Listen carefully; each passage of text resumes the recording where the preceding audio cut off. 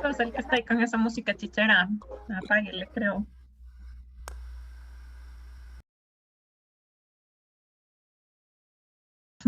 A ver, muchachos, buenas tardes con todos. Una disculpa la demora.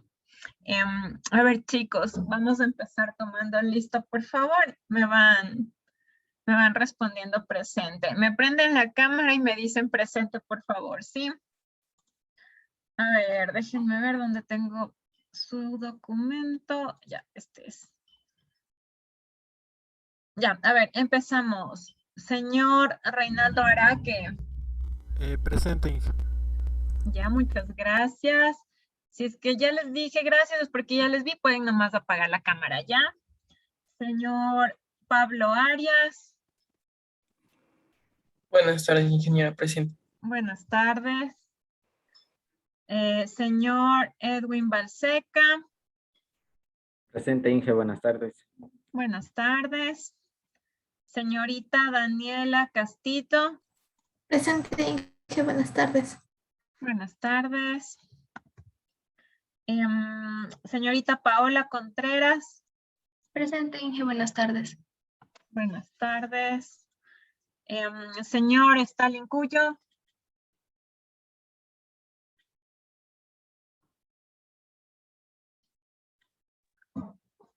Presente, Inge, buenas tardes. Buenas tardes, le veo oscuro. Ya le prendo la luz, Inge. ¿Qué hace usted en la oscuridad, vea? Ya, mientras tanto, señor Juan Estreta. Presente, Inge. Ya, muy bien. Señorita Alanis García. Presente, Inge, buenas tardes. Buenas tardes, ya le anoto. Señor Diego Gómez. Buenas tardes, Inge, presente. Buenas tardes. Señor Cristian Guerrero. Buenas tardes, presente. A ver, no le veo. ¿Dónde está? Ya le vi. Gracias. Señor Guerrero, sí está. Señor Eric Guerrero. Buenas tardes, Inge, presente. Buenas tardes. Señor Wilmer Ipiales. Presente, Inge, buenas tardes. Buenas tardes. Señor Mauricio Landívar.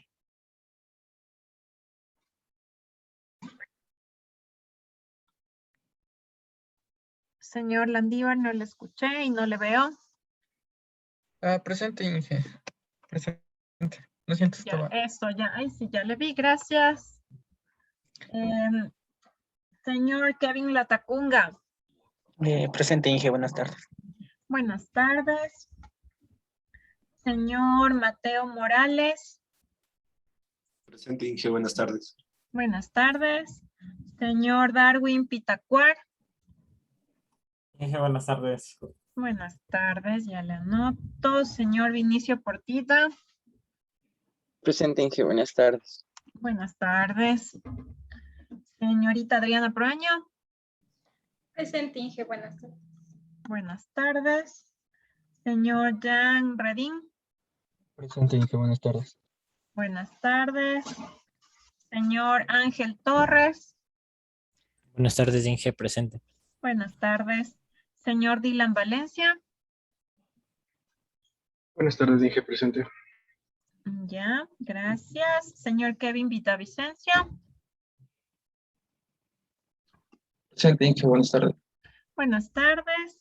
Y señorita Araceli Llanes. Presente, Inge. Buenas tardes.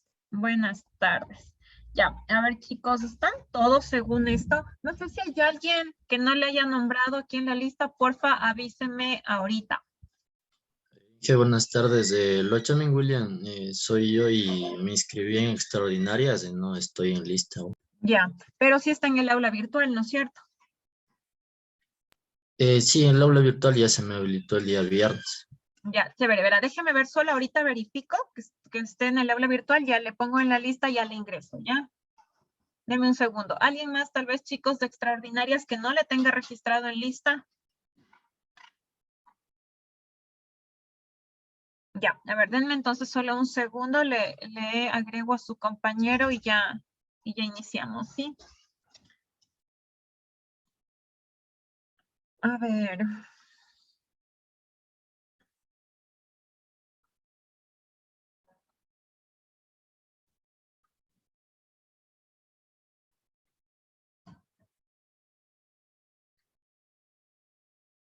A ver, tengo en lista, tengo un montón.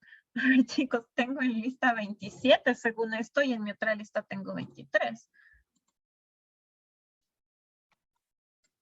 A ver, solo déjenme de una vez comparar esto, señora Ara, que está, Arias también, Balseca está en lista, Castillo sí, Contreras también, Cuyo, Delgado. Señor Delgado, ¿está por aquí tal vez?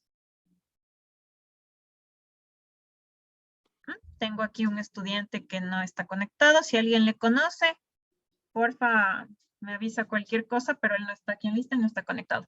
A ver, Estrella. Sí está aquí. García también. Gómez también. Dos Guerreros. Ipiales, Landívar. La Tacunga, Loachamín. Ya, aquí está Loachamín. Este rato le agrego a usted. Ya, a ver, un segundito. Loachamín. Guanotoa. William Alfredo, ¿verdad? Sí. Ya.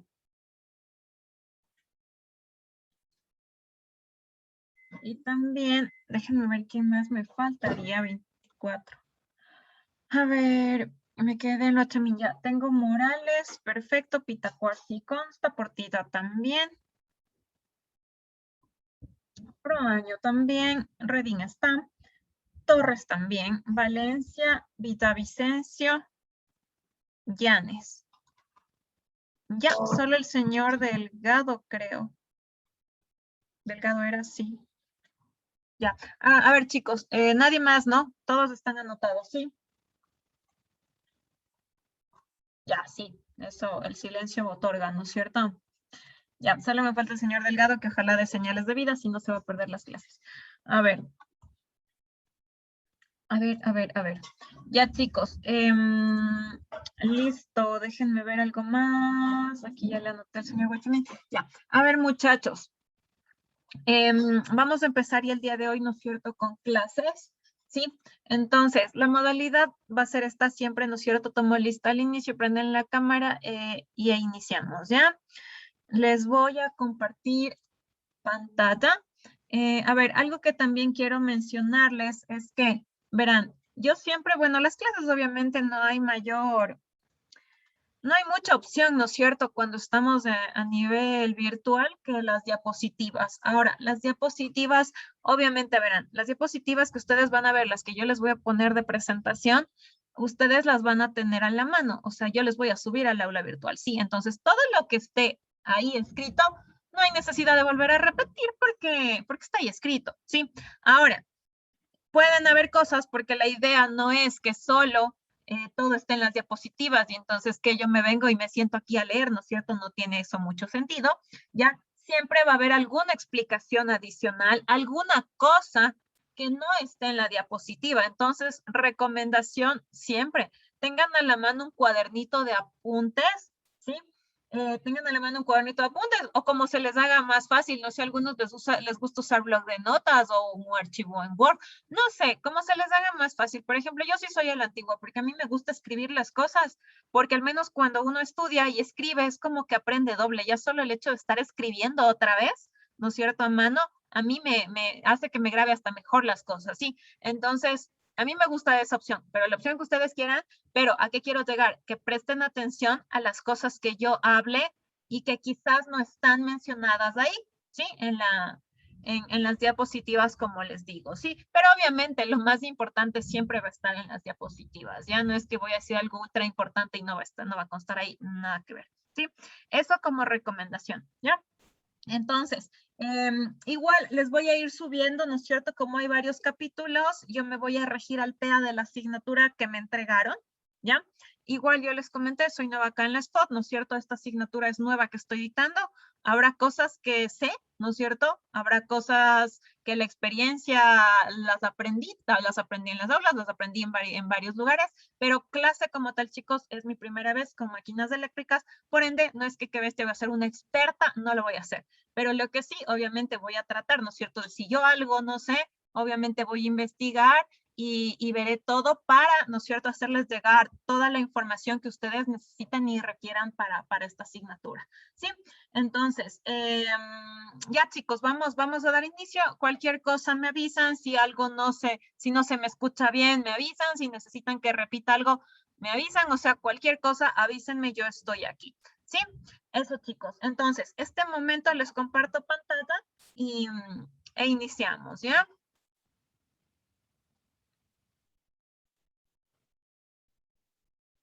Ya, ahí entendería yo, ¿no es cierto?, que ustedes pueden ver mi pantalla, ¿no es cierto? Si ven la presentación. No, ingeniero. No, ingeniero, todavía. No se ve. No. A No. ver, eso, ya ven, y tienen que avisarme, yo me pongo a hablar sola y aún está compartida. A ver, ahí ya ven el PowerPoint, ¿verdad? Ahí sí, Inge. Ya, chévere. Ya, a ver chicos, entonces, iniciamos. Verán, el capítulo 1, ¿no es cierto?, acorde al PEA de la asignatura de máquinas, ya el capítulo 1 es máquinas de corriente alterna en general, o sea, máquinas de corriente alterna en general, ¿ya? ¿Qué es lo que se tiene que ver aquí? Una introducción en las máquinas eléctricas en general, que es lo que vamos a ver el día de hoy, ¿ya? A ver, a la final, chicos, esto, muchas cosas puede ser que ya las hayan visto, ¿no es cierto?, en la asignatura anterior, ¿sí? Si es que algo no vieron, pues ahorita lo veremos por primera vez quizás vieron en otra asignatura, ¿sí? Pero la idea es que recordemos un poco y vayamos asociando todos los conocimientos previos que ya hemos adquirido a lo que es máquinas eléctricas, ¿ya? Entonces, a ver, introducción que yo necesito que ustedes sepan, ¿sí? Las máquinas eléctricas, a la final, ¿qué son? Son el resultado de una aplicación de los principios de electromagnetismo que están prácticamente en la ley de Faraday. ¿Qué es lo que nos dice la ley de Faraday? Verán, pueden encontrar en internet, en los libros, en lo que sea, pueden encontrar distintas formas de redactar, ¿sí? Pero yo creo que esta que les he puesto aquí es la más entendible, la más corta, porque a veces ponen un montón de otras cosas en los conceptos. Yo creo que esta es la que mejor se da a entender. ¿Qué nos dice la ley de Faraday? Nos dice que la tensión eléctrica inducida en un circuito eléctrico, ¿ya? Tensión eléctrica no es más que voltaje, ¿sí o no? Dice que es proporcional a la variación del flujo magnético que lo atraviesa. En pocas, ¿qué me está diciendo? Y ahí ustedes observan ahí la fórmula, ¿no es cierto? Ahí me dice esa E de tensión eléctrica, me dice que es igual a menos, ¿qué cosa? Variación del flujo, ¿no es cierto? Ese phi que está ahí es flujo en el tiempo, variación del flujo en el tiempo. En pocas, y esto ustedes deben haber aprendido quizás en electricidad, ¿sí? En electricidad debieron haber visto algo de esto. A la final, ¿qué es lo que pasa? Y recordemos un poco, porque esta parte de inducción y electromagnetismo es bastante interesante, pero aquí recordemos un poco, ¿no es cierto? Algo que ustedes deben saber. A ver, si ustedes tienen un cable, un conductor eléctrico, ¿no es cierto?, y ustedes a través de ese cable hacen circular una corriente, de ley se va a producir un campo magnético alrededor. Sí, eso es lo que va a pasar, ¿ya? Ahora, A ver, perdón, señor Delgado, ahorita leí su mensaje, no hay ningún problema. Ya le anoto en la lista, ¿sí? Y ya, chicos, está bien. Lo que hizo su compañero cuando ingresen tarde, si yo ya tomé lista, porfa me escriben por el chat y yo después de leer, si es que no me doy cuenta inmediatamente, y les anoto en la lista, ¿sí? Entonces, quien ingrese tarde, porfa, regístrese siempre en el chat. Ya, entonces, lo que estábamos aquí hablando, ¿no? A ver, recuerden esto. Hay un cable por el que está circulando una corriente eléctrica, de ley. Alrededor del cable hay un campo electromagnético, de ley. Entonces, ¿qué pasa? Por ejemplo, ahorita, si es que ustedes ven el foco, ¿no es cierto?, de su casa que está prendido, el cable no le pueden ver porque está en la tubería, ¿no es cierto? O tal vez sí le pueden ver si es que la tubería es expuesta o es canaleta. Pero bueno, el cable si es que el foco está prendido, ¿qué quiere decir? Que está circulando una corriente por este cable. Ahora, ¿qué está pasando entonces? Si es que está circulando corriente de ley, alrededor hay un campo magnético, ¿no es cierto? Que nos enseñan que por la ley de la mano derecha puede estar en un sentido o en otro, ¿ya? Pero bueno, ahorita no nos compete mucho ponernos a dar más detalle. Ahora, eso pasa. Eso es una parte, ¿no? Luego, segundo principio de la parte de inducción, que es muy importante y prácticamente viene a ser parte de la ley de Faraday, ¿no es cierto? Ahora, ¿qué pasa si es que ya ustedes tienen ahí un cable en el que circula una corriente y está un campo magnético alrededor? ¿Qué pasa si yo le acerco otro cable, ¿no es cierto? Le acerqué un conductor. Ese conductor no está conectado a ninguna fuente, no le está circulando en teoría ninguna corriente. Pero si ustedes le acercan a un campo magnético que está generándose en otro lado, si ustedes acercan un conductor, ¿sí o no? ¿Qué va a pasar? El campo magnético les llega al conductor y por principios de inducción, ¿qué pasa? Si les llega, y es lo que acabamos de decir, ¿no es cierto? Si es que hay corriente, hay campo y viceversa. Si es que en cambio pongo a un conductor un campo, se va a producir una corriente o se dice que se induce una tensión eléctrica entre los terminales, que básicamente es lo que dice la ley de Faraday, ¿sí? Va a haber un voltaje inducido el rato en que un campo magnético o un flujo magnético atraviese, ¿no es cierto? Aquí nos dice un circuito eléctrico que puede ser un conductor, lo que sea, ¿sí?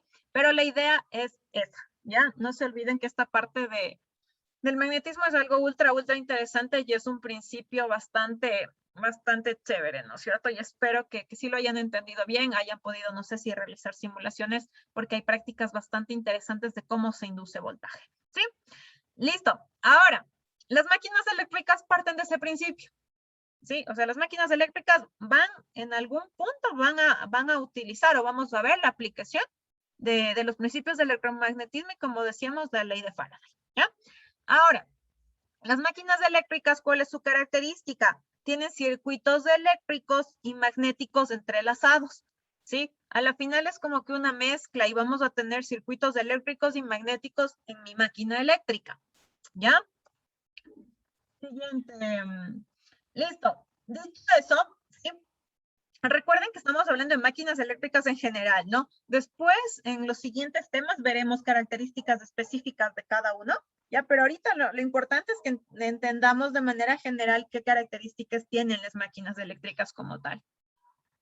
Ahora, las máquinas eléctricas, ¿qué es lo que hacen? Hacen una conversión de energía, ¿ya? Y de ley, por algo su nombre es eléctrico. O sea, verán, si es que hay conversión de energía, yo tengo una energía A y la transformo a una energía B. Eso es conversión de energía, ¿no es cierto? Convertir una energía a otra. Ahora, si yo digo que las máquinas eléctricas realizan conversión de energía, de ley, ¿no es cierto? La energía de entrada o la energía de salida, o sea, una de esas dos, tiene que ser energía eléctrica, porque si no, entonces, ¿por qué se llaman máquinas eléctricas? ¿Sí? Entonces, recordemos esta parte, ¿ya?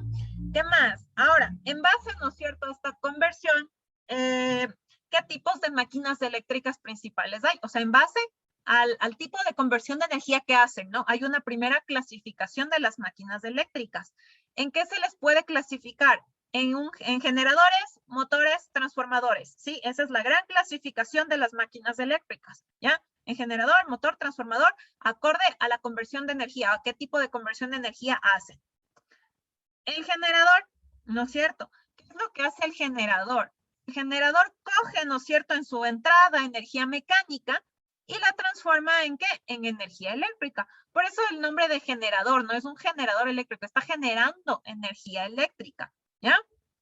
Ahora, en consecuencia, ¿no es cierto? El generador, ¿qué es lo que va a necesitar? De entrada, energía mecánica.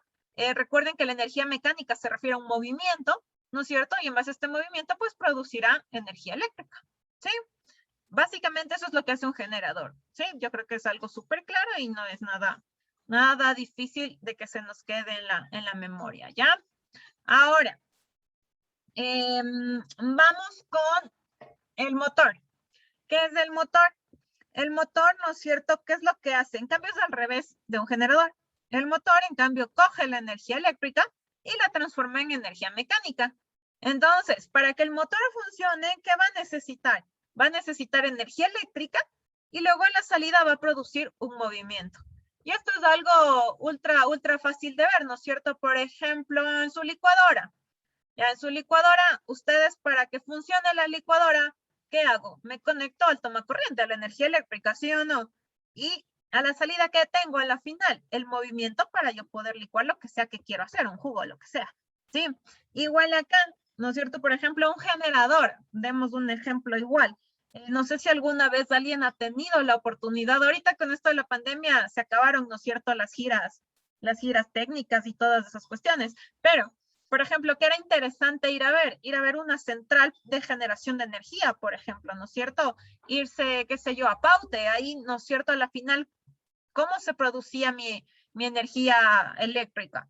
Con el movimiento de las turbinas por la caída de agua, ¿no es cierto? Generaba un movimiento en estas turbinas y las turbinas terminaban a la final generando energía eléctrica, desde el principio, haciéndolo lo más resumido posible, ¿sí? Entonces, movimiento, algo que le mueva, ¿no es cierto?, energía eléctrica, mientras que este de acá, el motor, en cambio necesita electricidad, pero en cambio va a generar movimiento, ¿ya? Listo, vamos con lo siguiente. El transformador. El transformador, en cambio, ¿qué es lo que hace? Transforma energía eléctrica de alterna, ojo, porque en continua no se va a poder hacer esto de la...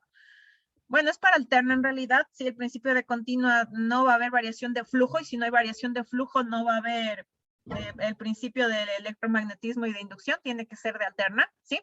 Entonces, ¿qué es lo que hace el transformador? Transforma energía eléctrica de entrada a otra energía eléctrica de salida. A la final es eso, energía eléctrica en energía eléctrica. Pero, ¿qué es lo que está haciendo? Voy a tener un voltaje y una corriente en la entrada, y en la salida yo puedo tener magnitudes diferentes de voltaje y corriente en mi transformador, ¿ya? Por lo general sí es así, ¿no es cierto? Por ejemplo, la foto que ustedes observan ahí es la típica de un poste eléctrico, ¿no es cierto? Que uno sale de la casa y puede estar viendo un transformador en la vida real, ¿ya? Y obviamente las líneas de tensión, ¿no es cierto? Depende de en qué nivel de distribución de energía eléctrica yo me encuentre. Por ejemplo, digamos, Paute me genera energía a 13.800 voltios. No voy a mandar 13.800 voltios a los cables de tensión del poste de mi casa, o sea, no tiene sentido, ¿sí o no? Entonces ahí, ¿qué es lo que se hace? Se baja o se sube voltaje dependiendo de las aplicaciones que se requieran. A la final hay un transformador que nos va a bajar el voltaje a 120 voltios, que es lo que tenemos en nuestras casas, ¿sí? Entonces, la idea de un transformador es eso, ¿no es cierto? Tener un voltaje de entrada, un voltaje de salida diferente, dependiendo de la aplicación que yo requiera. Si es que yo requiero aumentar voltaje, pues el transformador puede aumentar voltaje. Si yo quiero disminuir voltaje, el transformador me disminuye el voltaje, ¿no es cierto? Básicamente eso, y creo que eso también ya debieron haber visto en fundamentos quizás de máquinas eléctricas, ¿ya? Ahora, algo más del transformador. Hay un caso especial de transformadores, por ejemplo, en el que la misma entrada es la misma salida. Pero ustedes dirán, ¿para qué me sirve? O sea, ¿para qué si a la final estoy teniendo lo mismo en la entrada y la salida, el mismo voltaje y la misma corriente? Estos transformadores son los transformadores de aislamiento, ¿ya? Los transformadores de aislamiento es cuando se quiere aislar la red. Recuerden que a la red siempre se habla lo que me da la empresa eléctrica, ¿no es cierto? Ese voltaje. Es cuando se quiere aislar, a veces por precaución o por no estar con la misma referencia de la red eléctrica, ¿sí? Uno pone un transformador de aislamiento también como protección y conecta. Era muy común, por ejemplo, en los laboratorios, ¿sí? Era muy común en los laboratorios tener un transformador de aislamiento, por ejemplo, para osciloscopios, para proteger a los osciloscopios, ¿sí? A veces por ahí un cortocircuito, alguna cosa, ¿no es cierto? Podría ser alguna falla, ¿ya? O alguna falla de la red eléctrica, dañarle al osciloscopio si yo le conectaba directamente al tomacorriente. Entonces, ¿qué se usa ahí? Un transformador de aislamiento, únicamente para eso, para aislar, ¿sí? Para que no tengan la misma referencia de fase y neutro, pero sí tengan el mismo voltaje y misma corriente que la red. Entonces, sí hay el uso también a la final es una transformación de relación 1-1, ¿ya? Eso a nivel de transformador. ¿Qué más? Vamos a seguir conversando un poco. A ver, vamos con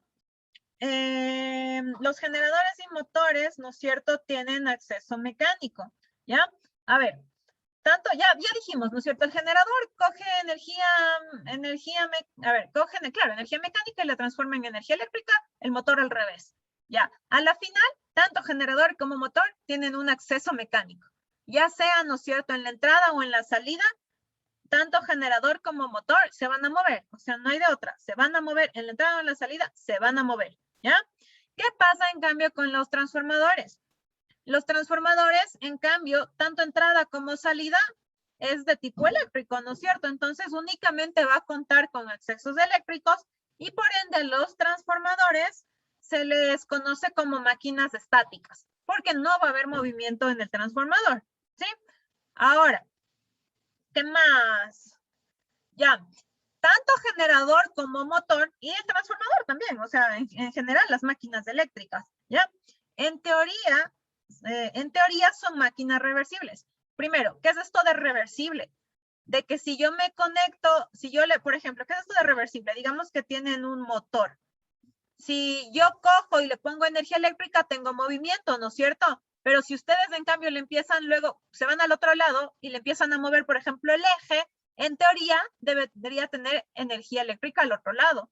Entonces, verán, en teoría sí, es reversible, pero hay que tener muy en cuenta que ya en la práctica, ya, siempre va a haber alguna diferencia en la construcción, porque siempre el generador va a tener algo especial el rato en que se quiera generar la energía eléctrica y lo mismo el motor en la parte de movimiento, ¿ya? En teoría sí, o sea, verán, si es que les digo, hacen lo que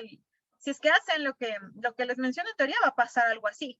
Pero ya en la práctica como tal y ya en aplicaciones distintas que uno puede encontrar, no es que son iguales. Sí se construyen generadores y se construyen motores y por ahí va a haber alguna diferencia a nivel de construcción. ¿Ya? ¿Qué más? Ya, vamos con los elementos básicos que vamos a encontrar en las máquinas eléctricas, ¿sí? A ver, verán, en términos generales, ya, la máquina eléctrica va a tener dos partes las más importantes. ¿Cuáles son estas dos partes? El estator y el rotor, ¿ya? Ahora, el estator, parte fija, no hay a dónde perderse, el nombre lo dice, estator, ¿no es cierto? Como que está estático, está quieto, parte fija, ¿ya? De forma cilíndrica, ese es el estator. Mi rotor, ¿qué es? El rotor, como su nombre lo dice, está rotando. Rotor, ¿no es cierto? Va a ser la parte giratoria, ¿ya? Que va a estar ubicada en la cavidad del estator, como observamos acá en la figura. ¿Sí? Miren, aquí tienen, ¿no es cierto?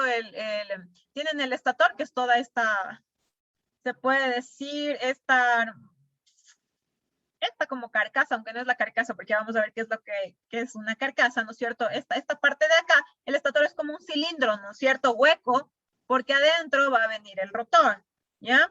Entonces, esta parte es del estator, adentro tengo el rotor, ojo, el estator no se mueve, está quieto, y el rotor va a estar aquí girando, ¿sí o no? Eso es lo que va a pasar, ¿ya? Ahora, el espacio que hay, porque no es que nunca se llegan a pegar, ¿no es cierto? O sea, nunca es que van a estar pegados del rotor y el estator, siempre va a haber un espacio de aire, ¿sí? Entre el estator y el rotor que ustedes observan aquí de blanco. Este espacio es del entrehierro, ¿sí? Y aquí en el entrehierro es donde existe el campo magnético, ¿sí? Ahí es donde se puede decir que aquí está el medio de acoplamiento, ¿ya?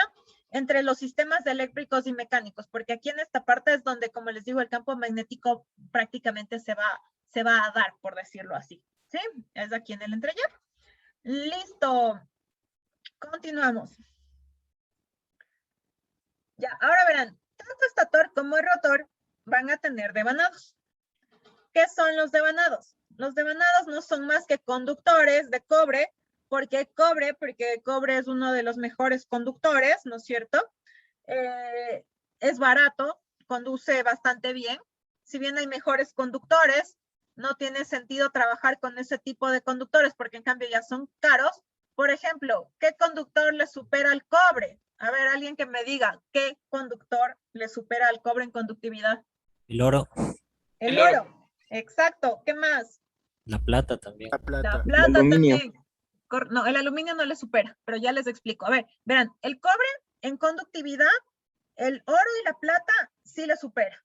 Pero obviamente no me voy a poner a hacer motores de oro, ¿sí o no? O igual cables, no voy a hacer cables de oro. Si ya de por sí el cobre se suelen robar, por ejemplo, en las construcciones, sí, de por sí ya se roban a veces, imagínense con oro y plata. No, todo el tiempo estaríamos cambiando de cables.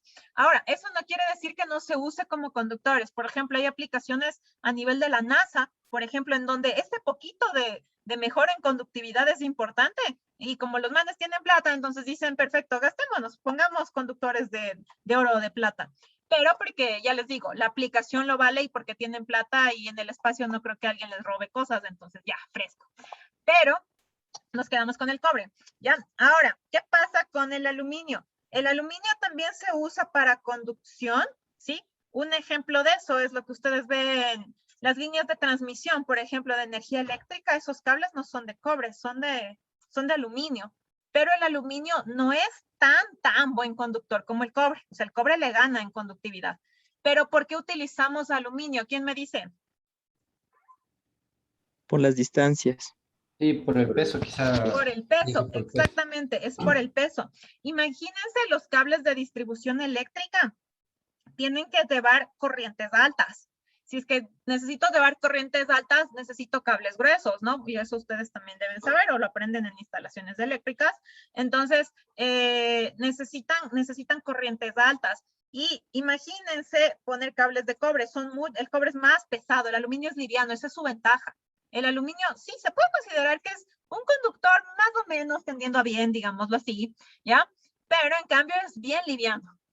Entonces puedo mandarme cables gruesos, pero que son livianos y no me van a botar los postes, ¿sí? Entonces a nivel de aplicación, sí, el aluminio va, por ejemplo, ahí. Ya, entonces, decíamos, ¿no es cierto? Que bueno, igual estos devanados de los motores también van a ser hechos de cobre, ¿sí? Por la parte de conducción, al menos de corriente o energía eléctrica, ¿ya? ¿Y qué es lo que va a pasar? En estos devanados van a circular corrientes, ¿ya? Pero, ojo, a ver, aquí depende. Aquí les he puesto entre paréntesis suministradas o cedidas. ¿Por qué suministradas? Verán, suministradas, si es que es motor, ¿no es cierto? Yo necesito conectar la energía eléctrica y a través de ¿quién? De los devanados. Entonces, en pocas le estoy suministrando energía eléctrica de la red, ¿ya? Entonces, cuando es un motor, se suministra al motor energía de la red, ¿sí? En los devanados. Pero, ¿qué pasa cuando son cedidas? En cambio, en el generador, ahí yo produzco, ¿no es cierto?, esa energía eléctrica. Entonces, yo le estoy dando, ahí está la palabra cedida, estoy cediendo, se puede decir, corriente a esos devanados, ¿ya? Cuando es un generador. A la final, esta parte de los devanados donde haya circulación de corriente, ya sea porque se suministró o se está generando o cediendo, esta parte es la que constituye el sistema eléctrico como tal, ¿sí? Ahora, uno de los devanados, ¿ya? Se le conoce como inductor, ¿sí?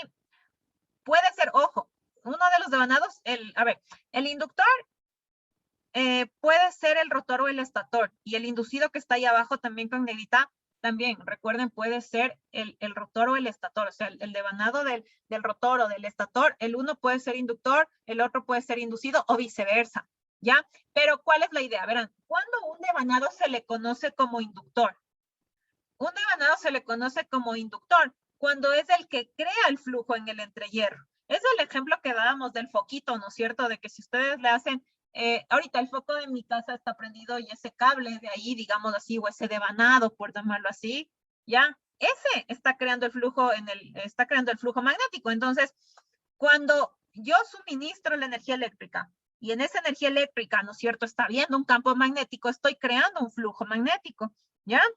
Y ahí esos devanados, bueno, sí, ese devanado, ¿no es cierto?, se le conoce como inductor.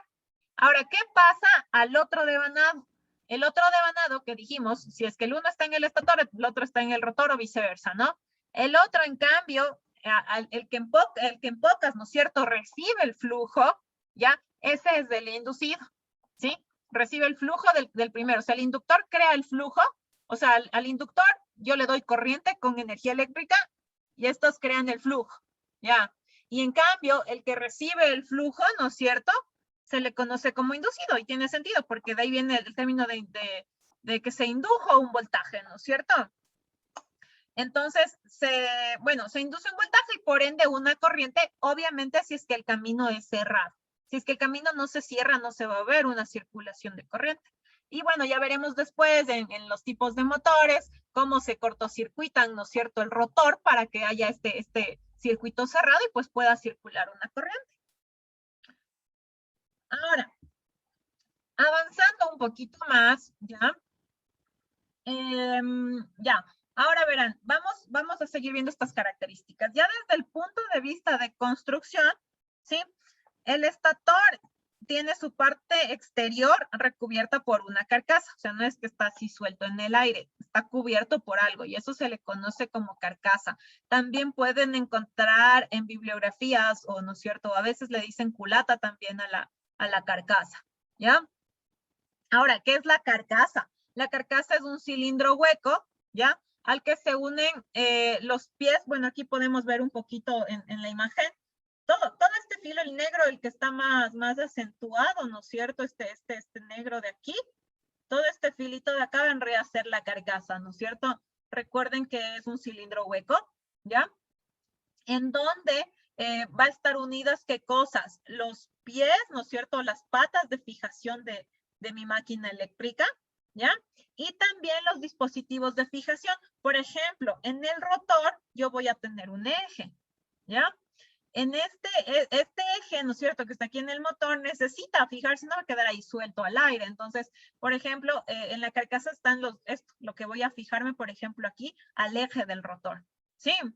Ahora, algo más que quería decirles, ya verán, la carcasa va a variar dependiendo del tipo de constructor, ¿sí? ¿De qué va a depender cómo se le construye? O sea, puede variar. ¿De qué va a depender? Va a depender bastante de la aplicación. Por ejemplo, el sistema de refrigeración que requiere. Si es que, por ejemplo, estamos en un lugar, no sé, avísenme chicos si quizás aprendieron de normas IP. ¿Sí o no?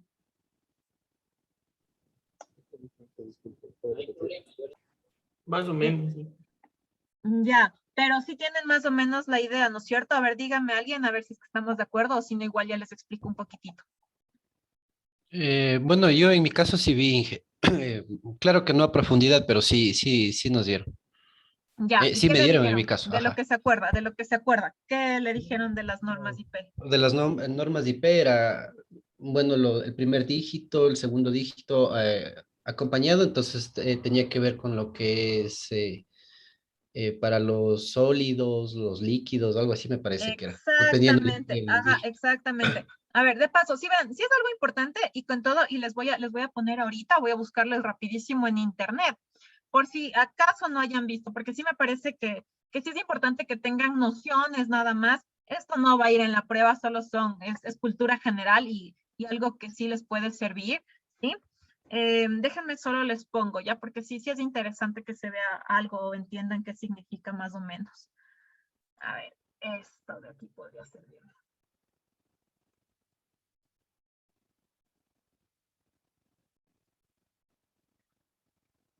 Ya, esto de aquí puede servirnos. A ver, si están viendo mi pantalla, ¿no es cierto?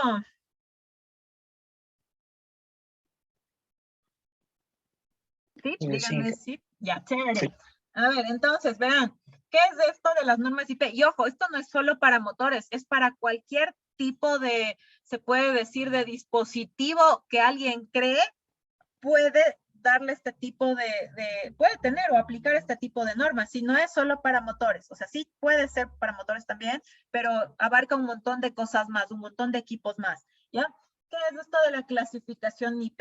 No es más que, ¿no es cierto?, normas, ¿sí? O estándares a nivel de protección contra objetos y polvo, así como de líquidos, ¿sí? Entonces, por ejemplo, ustedes van a ver, por ejemplo, ¿no es cierto?, que si ustedes compraron, qué sé yo, verán, yo he visto que hasta en relojes ya les dan, o a veces también los celulares ya les saben decir, es un IP tanto.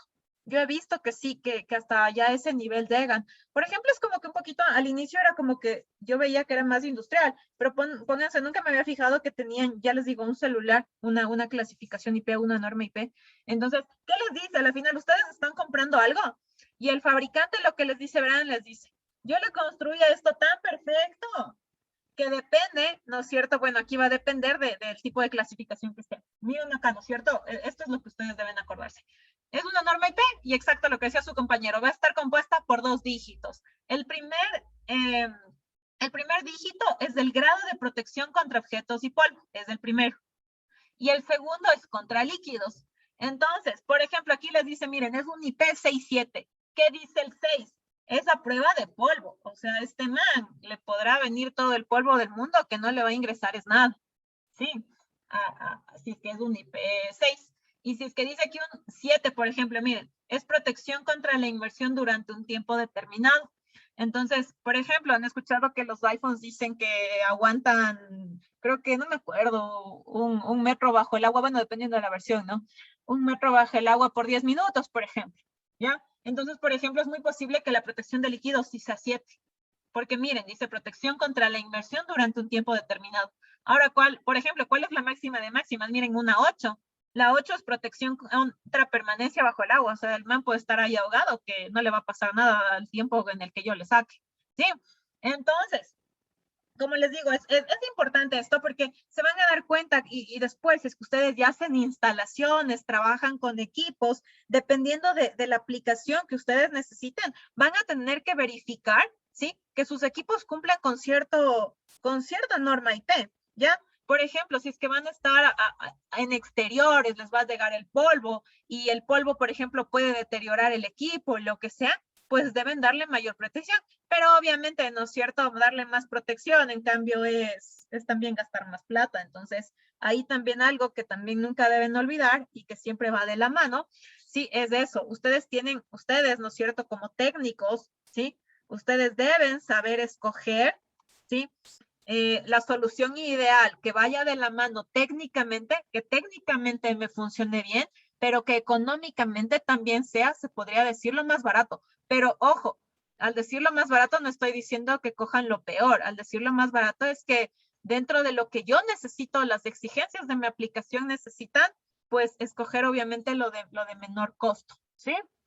Entonces, es importante. Sí, esto sí deberían conocer, chicos. Y como ya saben, ahorita hay internet y todo. Si es que no es, ni yo me sé, ¿no es cierto? Me voy a estar aprendiendo todo qué significa cada uno de los dígitos. Pero por lógica, el menor, si se fijan, miren, un 0 es sin protección. Y conforme va aumentando el dígito, la protección es mayor, ¿sí?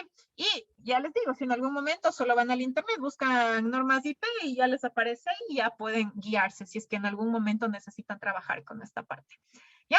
Entonces, ¿por qué vinimos a esta parte? Ya, porque estábamos acá, ¿no es cierto?, diciendo que la carcasa también de los motores, sí, va a variar, decíamos, dependiendo del fabricante o del constructor del motor como tal, y decíamos que va a depender del sistema de refrigeración que va a necesitar y lo que acabamos de explicar ahorita, por la protección, ¿no es cierto?, que puede requerir en el lugar de trabajo en el que se va a encontrar el motor. Por ejemplo, digamos que están en una fábrica en el que muelen granos, por ejemplo, va a haber bastante polvo.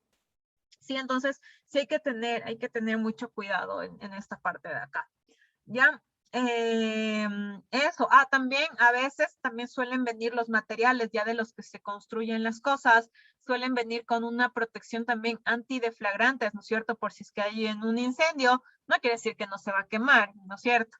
Pero va a bajarle el nivel, se va a demorar lo más que pueden quemarse, ¿sí? Entonces sí hay distintos materiales y dependiendo de la aplicación, pues se encontrará una variedad ya en lo que es la parte comercial, ¿ya?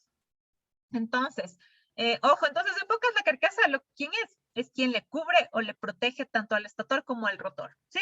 En pocas es eso, ¿ya? Ya, avanzando otro poquito más, ¿qué tenemos? El estator y el rotor, ya, el estator y el rotor se construyen con material ferromagnético, ¿sí? ¿Por qué se construyen con material ferromagnético? ¿Alguien que recuerde eso? O quizás si les explicaron.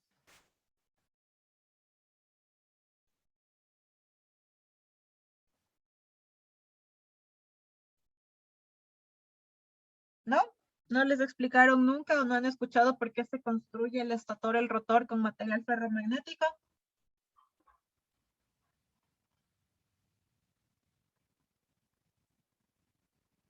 Nada. Sí, Les hago pero actuar, verán. no, no recuerdo, pero sí nos dijeron. Ya, eso, aunque sea díganme eso, pero actúen y traten de actuar todos ahí para escuchar voces diferentes y alguna cosa y no sentirme sola. A ver, expliquemos, ¿no es cierto? ¿Por qué se construyen con material ferromagnético? Verán, en la final, esto es lo que pasa. A ver, recuerden, volvemos al principio, o sea, es ultra importante esto de los principios de inducción y campos magnéticos y todo eso.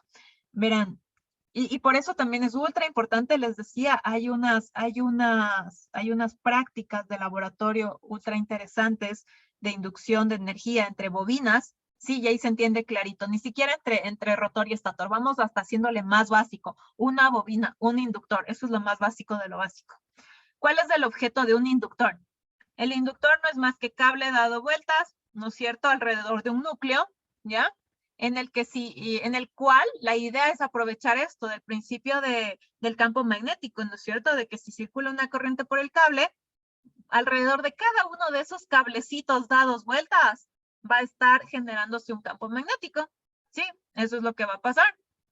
Entonces, y pongámosle rapidito también, buscando aquí una imagen para que se imaginen cómo o qué es lo que pasa. Pongamos bobina, campo magnético y de ley encuentro una imagen que me pueda servir. Para que entendamos un poquito esta parte. Eso ya, este puede ser.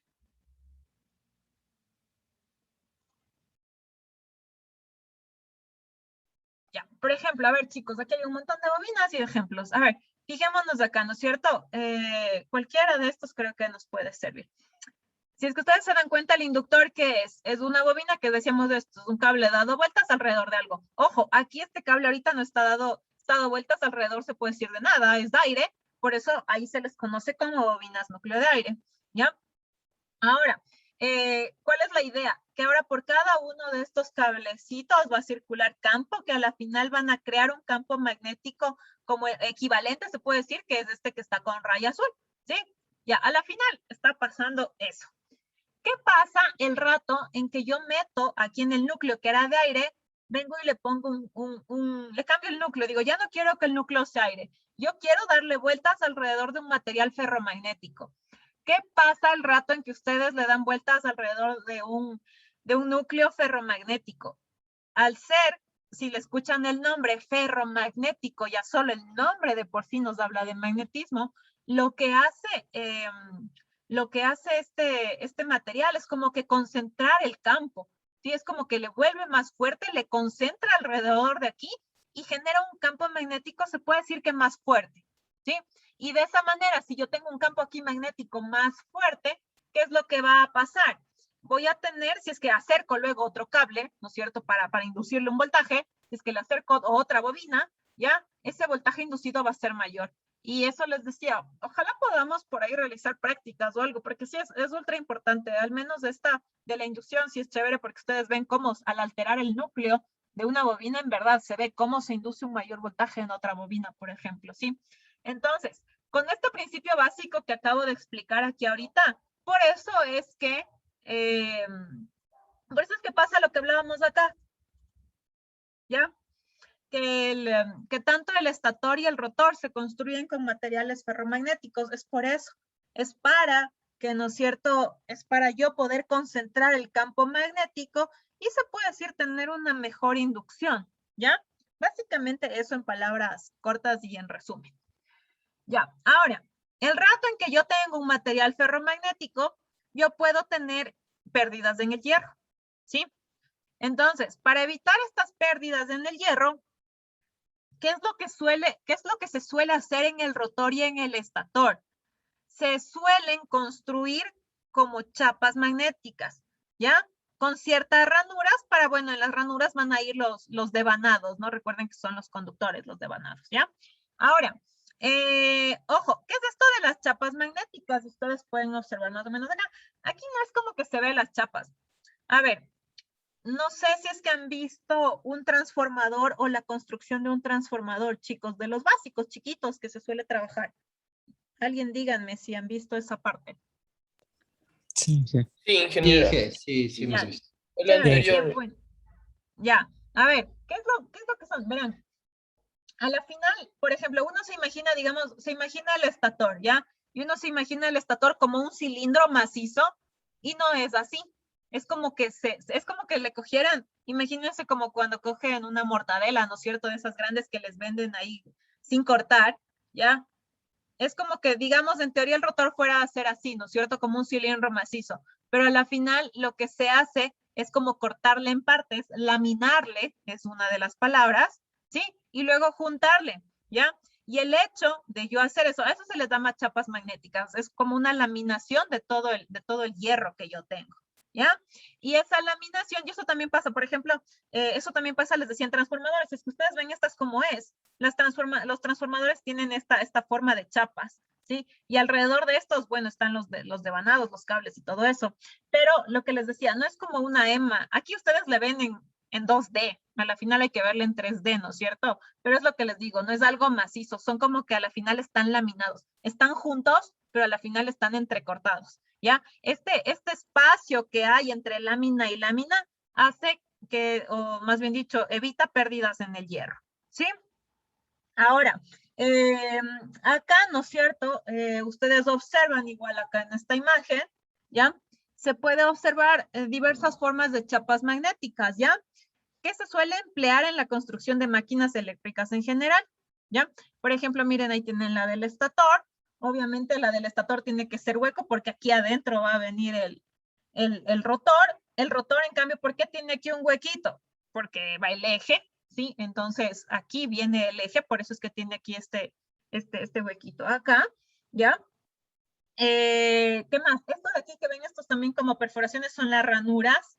Las ranuras son, o bueno, van ahí porque recuerden que en algún lugar tengo yo que alojar a los devanados. Aquí es donde van a estar los devanados, ¿ya? ¿Qué más tendría que explicarles de esta parte? Ah, también verán, a veces, ¿sí? A veces pasa que en máquinas grandes, ¿sí? Por ejemplo, si yo tengo un generador, un motor grande, también suelen haber agujeros en las chapas, ¿ya? Que no necesariamente son las ranuras para los devanados. Se suele hacer agujeros, ¿sí? En alguna superficie para que hagan de conducto de ventilación. Porque a veces, ¿no es cierto? Al ser máquinas grandes, trabajar con corrientes altas, el calor puede ser muy grande y se puede requerir de conductos de ventilación. Entonces, también a veces se hacen huequitos, ¿sí? O ranuras para conductos de ventilación, ¿no es cierto? Para que por ahí venga el aire, ¿ya? Y a veces, verán, como les digo, ¿no es cierto? Suele haber mucho calor, yo necesito enfriar, ¿no es cierto?, a mi máquina. Hay motores, ¿no es cierto?, que vienen ya con un ventilador acoplado, ¿sí? Que la idea es que cuando, ¿no es cierto?, hay mucho calor, pues pasen a través de esos huequitos el aire frío y lo enfríe, ¿ya? Y así yo evito, ¿no es cierto?, aumento de temperatura, ¿ya? Que por lo general este aumento de temperatura es pérdidas en el hierro. Ahora, siempre asocian, ¿no es cierto?, verán, hablo de pérdidas en el hierro, aumento de temperatura, calor. Y por lo general todo conductor va a tener una especie de resistencia. Y recuerden que las resistencias, ¿no es cierto? Una de sus características, si ya vamos a la parte de circuitos eléctricos, la resistencia lo que hace, ¿no es cierto?, es a ver, la resistencia consume o disipa energía en forma de calor, ¿sí? Entonces recuerden que siempre puede haber esa disipación de energía en forma de calor, que en este caso puede corresponder también a lo que es las pérdidas en el hierro, ¿ya? Y bueno, como decía, ¿no? Pueden tener así orificios adicionales, ¿no? También internamente en las máquinas eléctricas. Ahora, vamos por acá. Ya, ahora verán, vamos con la parte de las ranuras. Dijimos que aquí, ¿no es cierto? Todas estas de acá, en las chapas, vienen con ranuras, que son estos huequitos de aquí, en donde van a ir los devanados, ¿ya? ¿Qué van a hacer las ranuras? Van a alojar a los conductores de los devanados, ¿no es cierto? Pueden ser de distintos tipos, ya que ustedes observan aquí. Por ejemplo, aquí se le ha hecho un zoom, ¿no es cierto? Ustedes tienen aquí, miren, la chapa del estator, ¿no es cierto? Con sus respectivas ranuritas. Si es que se le hace un zoom, se va a ver una especie como de, y aquí les llaman como un diente, ¿no es cierto? El hueco es la ranura, esta parte es como un diente. ¿Por qué es como un diente? Porque siempre va a haber aquí un huequito, ¿no es cierto? O sea, no es que está unido, no es que, no sé si se dan cuenta, no es completamente cerrado, no es un orificio, o sea, aquí hay una abertura que de alguna manera estos forman como dientes, ¿ya? Y lo que les decía, las ranuras pueden ser, ¿no es cierto?, abiertas, suelen haber ranuras semicerradas, ¿ya? Y también ranuras cerradas. Ahora, por ejemplo, verán, depende de la construcción, de la aplicación, el tipo de ranura que se tenga. Solo así por darles un ejemplo. Por ejemplo, las ranuras cerradas, por ejemplo, se suelen utilizar en la construcción de devanados en rotores de motores de inducción, por ejemplo, ¿sí? En los de jaula de ardilla, ¿ya? Ahí, por ejemplo, suelen ser cerradas. De ahí, bueno, dependerá, ¿no es cierto? Como les decía, de la aplicación, del tipo de máquina, si es que sincrónica de inducción, una jaula de ardida, doble jaula de ardida, un montón de cosas, ¿ya? Pero igual, cuando veamos cada tipo de motor, pues ahí analizaremos exclusivamente qué pasa. Lo importante es saber eso, que puede haber distintos tipos de ranuras, ¿no? Por ejemplo, las ranuras semicerradas se emplean en máquinas pequeñas, por ejemplo, ¿sí? Pero como les digo, va a depender de la aplicación, ¿ya? Vamos con lo siguiente. A ver, esto de aquí ya. Vamos, desde el punto ahora de vista de la configuración ya física, ¿sí? Las máquinas eléctricas van a adoptar tres formas, ¿ya? Igual, podemos encontrar, ¿no es cierto?, este tipo ya de configuración. Fíjense, el estator, la primera, ¿no? El A. Estator y rotor cilíndrico, ¿ya? A la final aquí, no sé si es que se dan cuenta, tanto el rotor como el estator son dos superficies totalmente cilíndricas, o sea, si les ven, son cilindros, ¿ya? Obviamente que yo lo estoy viendo como de frente, ¿no es cierto? La sección transversal, ¿sí? De ahí, ojo, de eso va hacia atrás, se puede decir, y son dos superficies cilíndricas, ¿ya? Si nos damos cuenta, el entrehierro que ustedes ven aquí es un entrehierro uniforme, ¿sí? Que a la final va a ser, se puede dar un ejemplo, es como un cilindro hueco el entrehierro, algo así, ¿ya? Pero ojo, va a ser uniforme, ¿ya? Este tipo de configuración, por ejemplo, es común, ¿no es cierto?, en máquinas asíncronas, ¿ya? Es algo común que se suele tener. Ahora, esa es una de las configuraciones que se puede tener, ¿ya? Ahora, otro, igual, a nivel de configuración físico de construcción, ¿no es cierto?, tanto del rotor como del estator. Tenemos, por ejemplo, este de aquí, fíjense, tanto en B como en C. A ver, el estator aquí es el que es un cilindro. Acá, en cambio, el rotor es el que es cilindro. Y en cambio, si tanto en rotor como en estator, en los dos casos, no sé si se dan cuenta, y como que salen unas cosas, ¿ya? Por eso es que se le conoce como polos salientes, ¿ya? Pero ojo, este es estator cilíndrico y rotor con polos salientes, porque estaban saliendo esto, o sea, ya no es un cilindro, está algo ahí como que, el nombre lo dice, sale, ¿no es cierto? ¿Ya? Entonces, ojo, y esto, bueno, luego vamos a entender ultra bien, ¿no es cierto?, el principio de inducción ya en los motores y de, bueno, cómo se genera energía o cómo se forman estos polos, ¿ya? Ojo, esos son los polos, ¿no es cierto?, que yo tengo. Recuerden que si estoy hablando de magnetismo, en magnetismo siempre voy a hablar de un polo norte, un polo sur, ¿sí? Y en este caso, si nos damos cuenta, el norte, el sur es como que están salidos y por eso se le conoce como polos salientes. Mientras que en C, el estator es de polos salientes, si ven que salen aquí los polos, y el rotor es cilíndrico, ¿ya? A ver, ¿qué más? Por ejemplo, polos salientes se suele utilizar en máquinas síncronas. El rotor con polos salientes suele ser máquinas síncronas, sí. Y en cambio el que tiene estator con polos salientes se suele utilizar en cambio en máquinas de continua, ¿ya? Entonces, ay, perdón chicos, se me fue. A ver, ¿dónde estamos acá? Ya, entonces, a nivel de construcción podemos tener esas tres tipos de configuraciones físicas, ya, entre estator y rotor. Ahora, ¿qué más? Ya, verán, ¿qué es importante que vayan ahorita atendiendo? Más que nada, ¿qué tipos de clasificaciones hay? ¿Qué tipos de partes principales hay? Sí, todavía no es que necesitan ser expertos en qué es una cosa o la otra, pero sí que vayamos viendo qué variaciones hay de cada cosa, que es lo que estamos un poco analizando, para luego que ya veamos, ¿no es cierto?, lo que es máquinas eléctricas específicas o ya motores, generadores, etcétera, digamos, es que una máquina síncrona de polos salientes, etcétera, etcétera, o sea, ya poder ir ubicando y saber a qué se refiere y no recién ese rato explicarlo, ¿ya?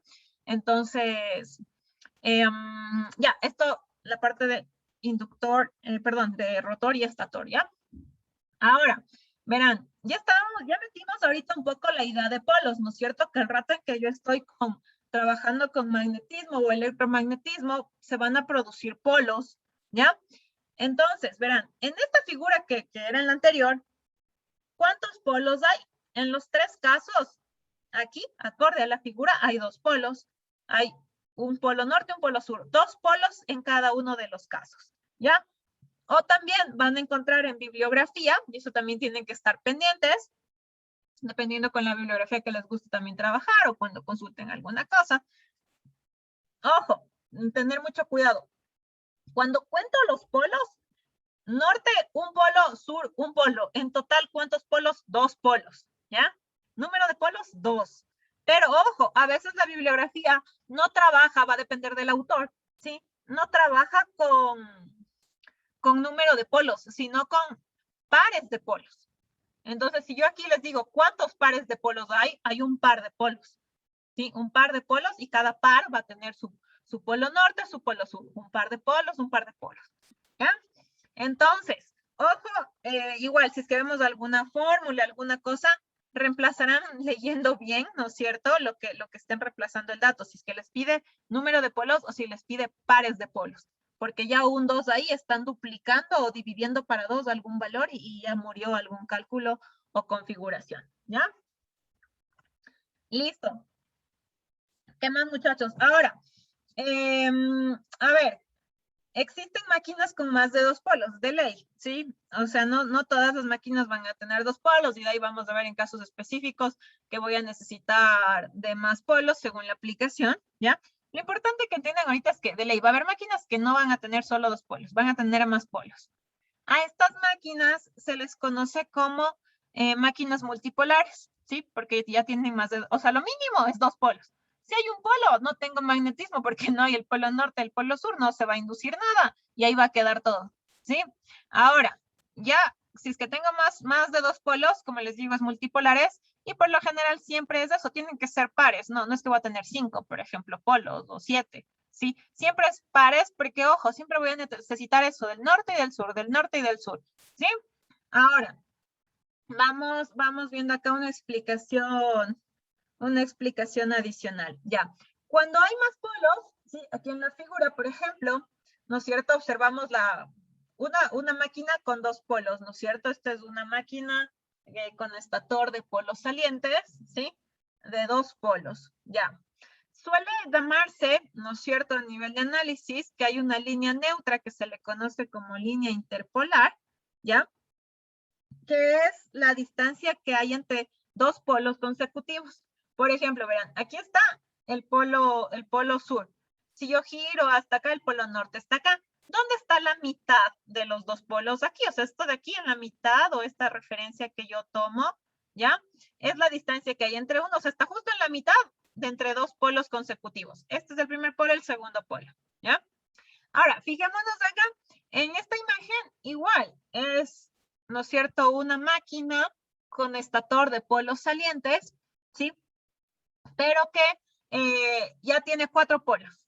Ojo, igual, si ven que son pares, la primera. La segunda, tienen que ser de manera alternativa. Si es que no se pone de manera alternativa, tampoco voy a tener la inducción que quiero. Así que, ojo, tienen que ser norte, sur. No puedo decir norte, norte, sur, sur. No va, no sé. O ahí va a pasar alguna cosa rara o va a girar a velocidad rara. No sé, algo va a pasar. No, ¿sí? Tienen que estar ubicados de forma alternativa, ¿ya?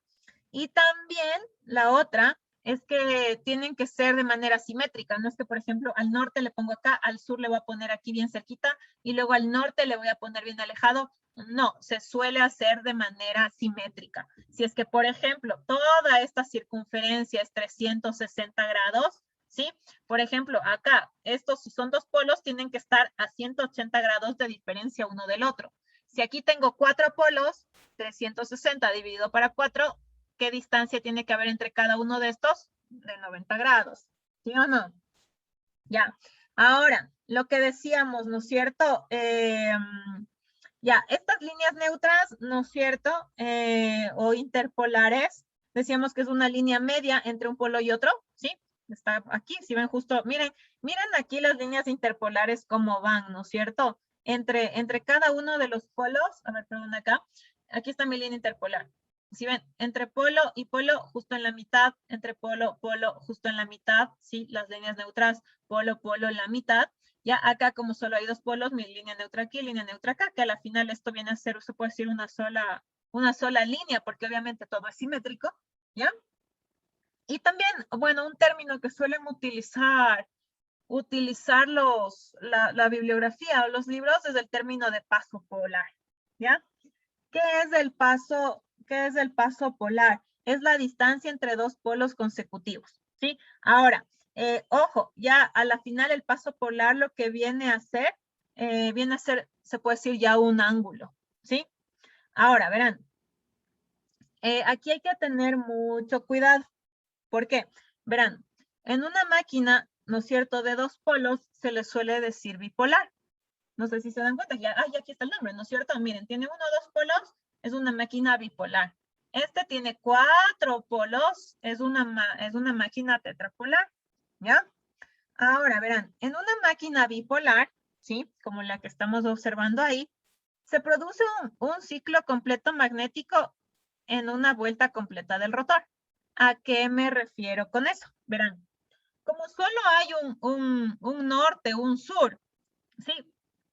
El proceso de inducción, ¿sí? Verán, hay un norte y un sur, ¿sí? Que obviamente están a 180 grados cada uno, por eso está aquí lo de paso polar, ¿ya?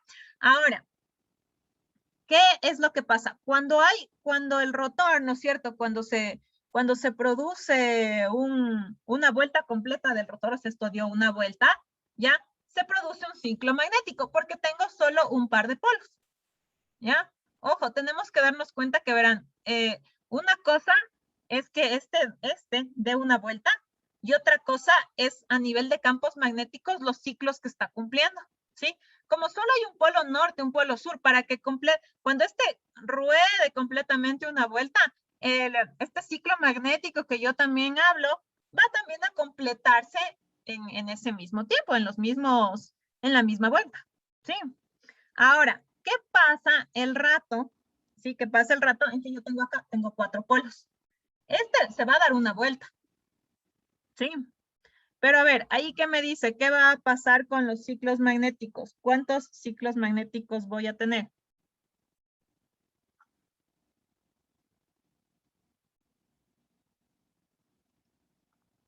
Cuatro. Voy a tener, ya, ojo, a ver, no voy a tener 4 ciclos magnéticos, voy a tener 2 ciclos magnéticos. A ver, verán, pilas.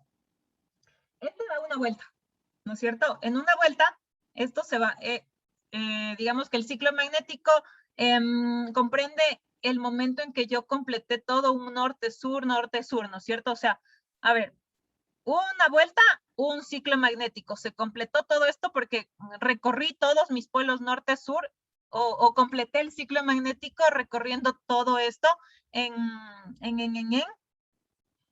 igual se puede decir que en 360 grados, ¿sí? Entonces, una vuelta, ¿no es cierto? Una vuelta al rotor, un ciclo magnético.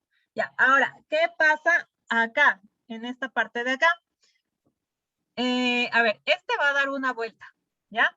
Pero en una vuelta, ¿qué es lo que va a pasar? Si se dan cuenta, aquí, de aquí a acá, ya recorrí la mitad de un norte-sur. Y no sé si se dan cuenta, de aquí a acá, ya llegué otra vez a un norte. Entonces, aquí yo ya completé un ciclo magnético. Sí, recuerden que la idea es, véanle como algo así. Digamos que yo partí en el sur y paso por el norte, regreso al sur, es un ciclo magnético. Entonces, viene el rotor aquí, empezó aquí en sur, ¿no? Me siguen a mí. Sigo. Llegué al norte, voy en la mitad de mi camino, tengo que volver al sur. Llegué al sur. Un ciclo magnético se cumplió y el rotor giró una vez. ¿Ya? Ahora, vamos acá. Si vemos acá, lo mismo. Tienen aquí, a ver, el norte. O empezamos en el sur mismo, que era el ejemplo. Ya empiezo en un sur. El rotor empieza a girar aquí. Gira.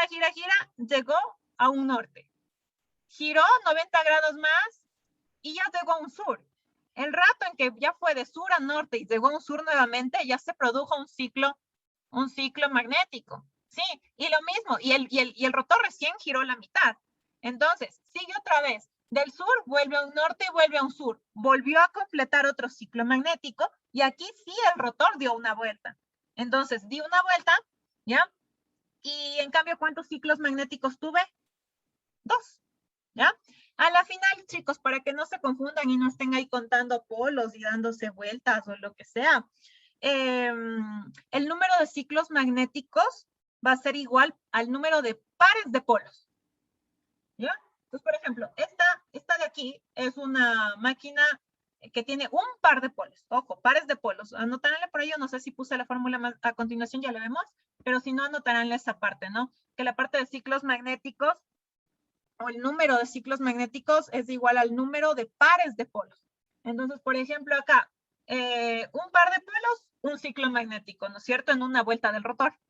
Acá, ¿cuántos pares de polos tengo? Tengo 2 pares de polos, entonces, dos ciclos magnéticos que se correspondería a 2 ciclos magnéticos, ¿ya? Ahora, ¿qué más? Ya, a ver, verán, ahora acá, veamos acá qué nos dice. Aquí el paso polar era la distancia entre un polo y un polo. A ver, veamos, interpretemos un poco esta figura, la parte de aquí abajo nada más. A ver, el paso polar a nivel de grados geométricos tengo 180 grados, estoy de acuerdo. 180 grados magnéticos, 180 grados eléctricos, ya. Ya, a ver chicos, verán, también se suele hablar, ¿sí? Se suele hablar de grados geométricos, grados magnéticos y grados eléctricos según, bueno, geométrico es facilito porque geométrico es cómo está aquí la máquina, ¿sí? O sea, si se dan cuenta es la distancia que hay. Entre sur y norte hay 180 grados, se ve visualmente que hay 180 grados de distancia entre uno y otro. Perfecto, 180 grados geométricos, ¿ya? Ahora, vamos con la parte de lo magnético. Son 180 grados magnéticos porque dan una sola, porque es un ciclo y es el número de pares de polos y en teoría si es que es bipolar, tienen el mismo número de grados magnéticos. Ya, eso sí también. Ahora verán, vamos viéndole acá. En el paso polar, en un tetrapolar, tenemos acá, ¿no es cierto? Ya, esto es obvio que a nivel geométrico, ¿no es cierto? Tengo 90 grados, 90 grados, 90 grados entre un polo y otro, ¿ya? Ahora, a nivel magnético, tengo 180 grados porque acá, en cambio, se completaron 2 ciclos. Y se tiene que multiplicar así. A ver, esto sí tengo la fórmula acá, muchachos. A ver, vamos con la siguiente diapositiva, pero con todo aquí en la gráfica está esta parte de los valores, ¿ya? A ver, verán. Un ángulo, el alfa le vamos a conocer como el ángulo geométrico. El ángulo geométrico no es más que esto, ¿no? El ángulo que hay entre polo y polo. ¿Sí? Eso estamos claros. Ya. Ahora, un ángulo geométrico corresponde a un ángulo magnético. O sea, si es que hay un ángulo geométrico, va a existir un ángulo magnético, por lo que acabamos de decir ahorita que hay los ciclos magnéticos, ¿no es cierto? Ya, ahora, ¿de qué o en razón de qué va a estar? Y eso también ya lo vimos acá a nivel de ciclos. El número de ciclos magnéticos, ¿de qué depende? Del número de pares de polos, ¿ya? Entonces, el teta, que viene a ser el ángulo magnético, va a ser siempre el número de polos por el ángulo geométrico, ¿sí? En donde aquí está clarito, donde P representa el número de pares de polos, ¿ya? Ahora verán, de esta parte únicamente me interesa, ¿no es cierto?, que sepan esas dos cosas. Si bien todavía el ángulo magnético no les voy a dibujar aquí, no les puse todavía, es porque va a depender de ciertas características de cada máquina, ¿ya? Igual, por ejemplo, ¿no es cierto?, hablando, para una máquina, para un motor, por ejemplo, trifásico de inducción, por ejemplo, ustedes en circuitos trifásicos, ¿qué es lo que vieron? En circuitos trifásicos, ustedes saben que los voltajes están desfasados 120 grados entre sí, ¿no es cierto? Eso es lo que aprendemos en circuitos trifásicos en electricidad, que yo tengo 3 voltajes de misma amplitud, pero que están desfasados 120 grados. Entonces, si por ejemplo yo tengo un motor que es trifásico, ¿ya? Estos devanados de aquí o esta disposición de los polos y bueno, y los devanados como tal, ¿no es cierto?, del estator, ¿ya? ¿Qué es lo que va a pasar? Van a tener que estar desfasados 120 grados entre sí, porque los voltajes van a estar desfasados 120 grados entre sí. Entonces, ahí se van a hacer ciertos cálculos y ciertas cosas que tomaremos en cuenta, pero específicamente de la aplicación en la que estemos. Ahorita verán, solo quiero que aprendan esto, nada más, a nivel, porque estamos hablando de máquinas en general, ya para no complicarnos mucho la vida. En resumen, necesito que sepan esto. A ver, que yo tengo, ¿no es cierto? Tengo ciclos del rotor, se puede decir, o vueltas del rotor, y ciclos magnéticos que se van a cumplir, ¿sí? Esas dos cosas. Un ciclo del rotor, un ciclo, ciclos magnéticos, ¿ya? ¿Qué cosa también aprendimos? Y esto también quiero que se les quede, que en un ciclo del rotor, ¿no es cierto? ¿Cuántos ciclos magnéticos voy a tener? Va a depender del número de pares de polos. Si tengo un par de polos, un ciclo magnético. Si tengo 2 pares de polos, por cada ciclo del rotor, entonces serían, si son 2 pares de polos, 2 ciclos magnéticos, ¿sí? Y así sucesivamente. Recuerden que siempre van a ser pares de polos, ¿ya? Y la otra, que, ¿no es cierto?, en algún punto vamos a trabajar con ángulos, cuando hablemos en máquinas específicas, en algún punto vamos a hablar de que hay un ángulo geométrico y un ángulo magnético, en el que, ¿no es cierto?, el geométrico no es más que la disposición física o la distancia en grados de un polo hacia otro, ¿ya? Ese es el ángulo geométrico, y que el ángulo magnético sí, va a depender ya de los ciclos, y obviamente si ya nos dimos cuenta que los ciclos dependen del par de polos, entonces, ¿no es cierto?, mi ángulo magnético va a depender del geométrico en función del número de pares de polos, ¿ya? Hasta ahí. No vamos a resolver, como les digo, todavía ejercicios, es únicamente saber de la existencia de estos ángulos, para después ya en aplicaciones específicas, pues continuar, ¿sí? Hasta ahí, chicos. ¿Alguna duda o pregunta?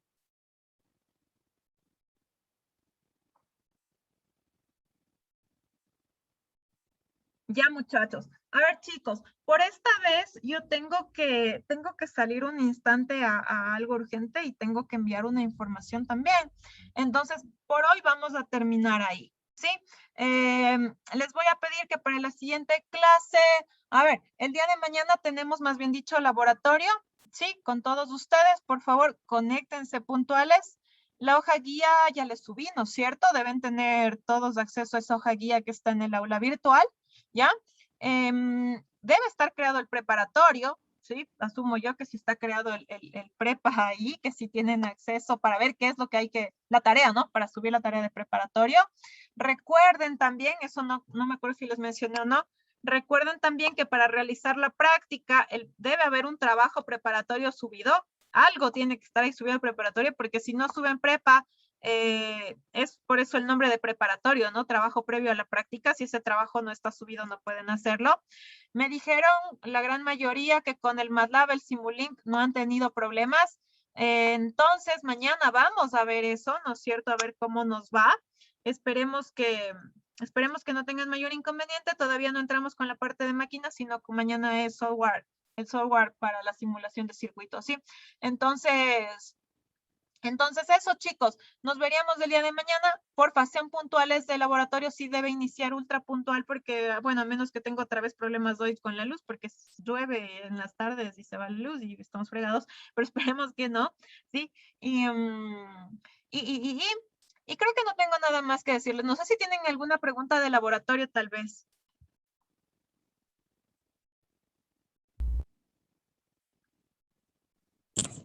No.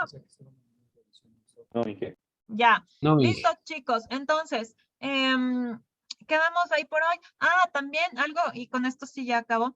El sílabo, entre hoy y mañana estoy subiendo y una vez que esté el sílabo definiría las fechas de las pruebas. Entonces yo les avisaría en la siguiente clase cuando quedaron definidas, ¿sí? Eso entonces, muchachos, quedamos ahí por el momento y nos vemos el día de mañana, ¿ya? Pueden Gracias, Inge. retirarse, chicos. Gracias, Hasta luego. Inge. Hasta mañana, Inge. Hasta mañana, Inge. Hasta Gracias. mañana. Hasta mañana.